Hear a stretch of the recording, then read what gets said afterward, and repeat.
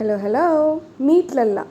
He is a master chef of the dish we are gonna make today. Lalla is with us from past 10 years and due to various problems he couldn't study. So my father make him learn everything he knows now and he works in the restaurant. He makes a perfect Bhaji Vada and I can bet on it. This dish is majorly prepared in north part of India and is served as snacks or breakfast in daily life. You can find this on the local restaurants or highway, maybe not in 5-star hotel, but these are quite popular in our region. The main ingredient in this is gram flour and any greens like spinach or local green leaves which is available in your area. Now let's get back to Lilla. He's just like an extended family to us, and even if my father can yell at us but not him, and we are not allowed to do so, but he's really hardworking, and this video credit totally goes to him because he's the one who prepared everything and I was just watching him learning all the steps